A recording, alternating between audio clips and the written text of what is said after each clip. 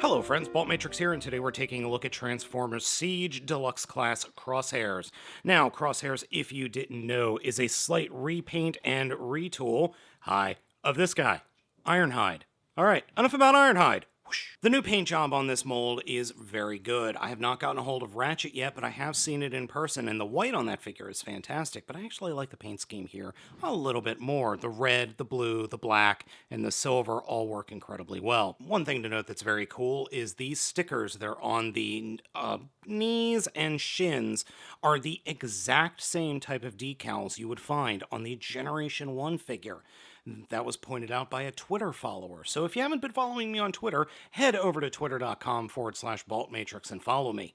Considering this is one of the only other times we've gotten a Crosshairs figures, I can't really comment on the head sculpt other than saying that it's very G1 accurate. The posability on this figure resembles Ironhide. Head is on a ball joint. Shoulders have a hinge for a little bit of up and down, and then another hinge for in and out, and a swivel for 360-degree movement. There is a swivel just below the shoulder, and a single bend at the elbow for 90 degrees. Fists are on a swivel for 360-degree rotation. There is torso articulation in a swivel that has a tendency to lock in the front position, and it's not unwelcome. What is unwelcome is the terrible QC that is a part of the legs. The swivel in the hip is a little bit too loose.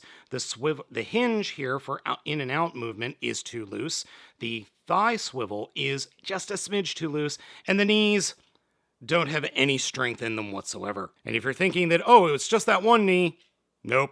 It's both of them. The last bit of articulation has to do with the feet, and it has the typical Siege excellent ankle articulation, though only side to side. There is no forward and back with this mold. Crosshairs has multiple Siege port. There's one on each shoulder, one on each forearm, one on the back, one on each lower leg, and one port on the bottom of each foot.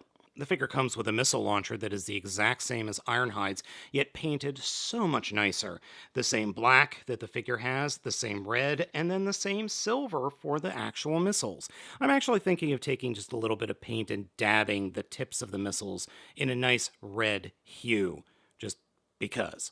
The missile launcher may be hand-carried in use, or attached to one of his many Siege ports. It also has the gimmick of being able to fold into a missile-launching hammer. I question the intelligence behind this design.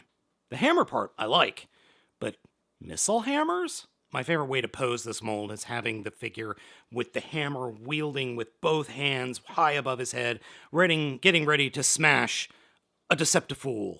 Aesthetically, Crosshairs is incredibly pleasing. The schmutz is limited to just his toes, and nowhere else on the figure possesses any of the Siege battle damage. My only complaint with this mold has to do with the bright white that is inside his chest. As you can see, there is a nasty, dark blue line running through the middle of the chest.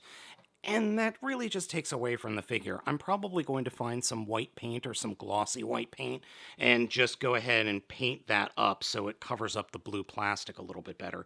Also, the white paint is not very well done. I'm very tempted to just take the figure apart and redo the white on the chest. As you can see in the inside, it's like they were spraying it and they just missed parts. One thing I keep doing with this mold is putting the chest on flat. That isn't correct. There is a second hinge down here inside the panel on the chest that bends in and then clips into these little tiny spots right underneath his collar, so it gives him a much more angled chest. The same is done on Ironhide, and again, I've continually messed this up because I keep posing Ironhide like this, when he really should be posed or transformed like that. And speaking of the transformation, it is exactly the same as Ironhide and Ratchet. To start off with, come to the chest, open that chest all the way up, fold it all the way down, grab the head, unpeg it, and fold it up, and then we can fold the canopy up over the head, this time folding it completely flush, like that. Take the shoulders that are connected back here, unpeg them, and just fold them down. Then take the fists and the arms, rotate them up on the shoulders, and then turn them about 90 degrees, and then have the inside of the forearms, the underside of the forearms peg into each other. and have the fists, or the top of the fists, pointing to the top of the alt mode like that. Then we could take the entire top section of the robot mode and unpeg it and twist it. Well, not really unpeg it, twist it 180 degrees. Now I found that the snap on Crosshairs is much tighter than that on Ironhide. Push the shoulder bits back up, and that will snap and hold the front of the vehicle mode into place. We end up with the world's worst Gerwalk mode with the arms sticking out of the back like that. You can make a Gerwalk mode out of this, turning the hips around 180 degrees, and then just having him walk around like this. It looks ridiculous, and oddly looks like Ironhide's original G1 figure. Moving on! Next for the transformation, come down to the legs and the panels out to the side and put them out 90 degrees from the entire leg. Then reach inside the leg and fold out these inner panels that are the front of the shins. Combine the legs together and then fold that whole section up. And you might think that the fists would peg into these pegs in the bottom. They don't. They just kind of rest there.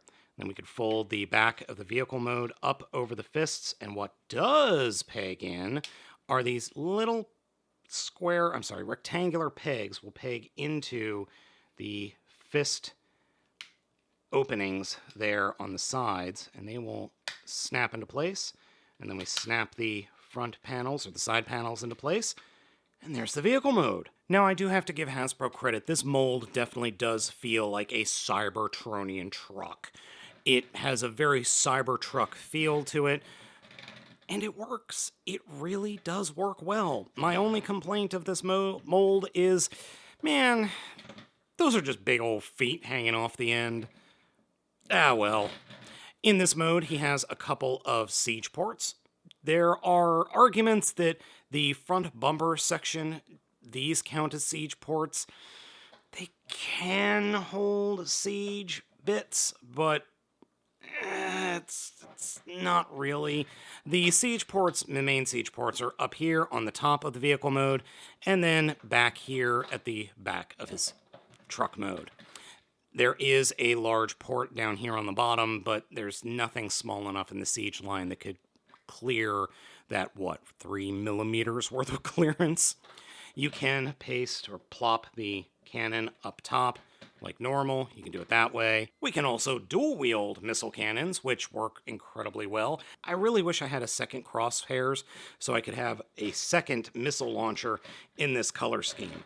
Next to the original Ironhide, you could see some of the differences, specifically the paint. Obviously, those are the big differences, and then the head sculpt.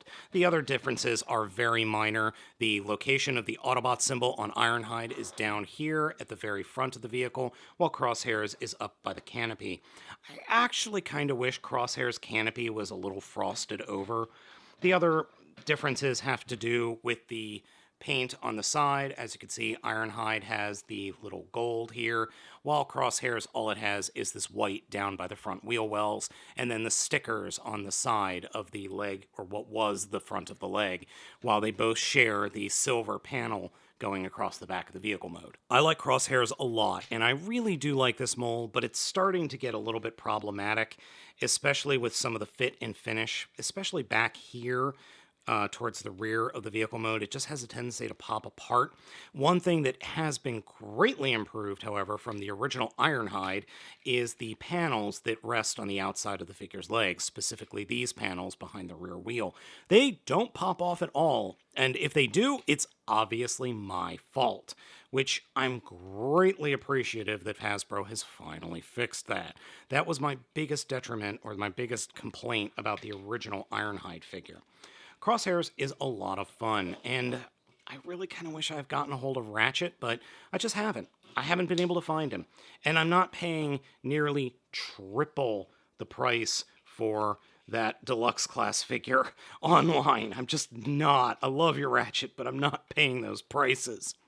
Crosshairs is a fantastic figure that has some flaws, however. I'm really mad that Hasbro has introduced quality control issues into the legs. I could probably fix it using some floor polish, but I shouldn't have to. The figure should be able to withstand its own weight in its knees. That's kind of inexcusable at this point in the game. Anywho, I would suggest picking up Crosshairs. It's a great figure. I like it a lot, even with its little foibles. You can pick the figure up down in the link in the description from the Big Bad Toy Store. Thank you so much for watching this video review. Please let me know what you think of the figure down in the comments, and please be sure to hit that bell so you know when a new video is out. Also, please follow the link down in the description to my Patreon. Your monthly financial contribution is going to enable that I'm able to keep doing this going forward into 2020 and beyond. Again, thank you for watching. I'm Baltmatrix, and I'll catch you next time.